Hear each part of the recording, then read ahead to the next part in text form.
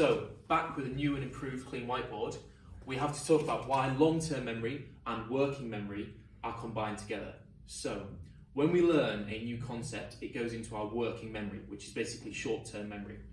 So, if these circles represent three things I learned in the lesson, they go into our memory as separate ideas, and the way to make them last and turn them into long-term memory that I could use in an exam, for example, is to combine those ideas together and sort of create some sort of revision system that makes my ideas link up into one joint idea. So the revision method that we're going to be focusing on today is the use of flashcards or revision cards.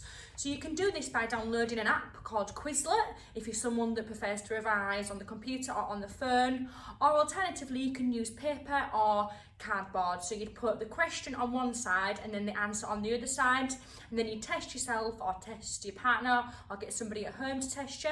And the reason that they're so effective is because they convert short-term memory information into long-term memory. Okay, so we're going to show you a worked example focusing on the topic of geography and destructive plate margins. So our first question would be, which plate margins move towards each other? And the answer for that would be destructive.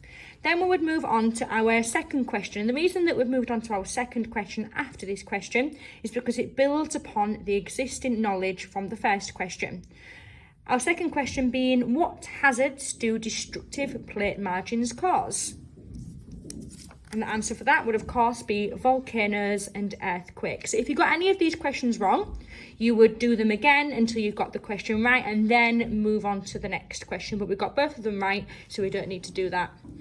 Our final question in the set, but you could of course make this set as high as you wanted. You could have 15 to 20 questions if appropriate, but for the sake of the example, we've just chosen 3. So what are the dangers of living near destructive plate margins? And the answer for that is death, injury, and homes being destroyed. Think about it in terms of the flashcards that we just used.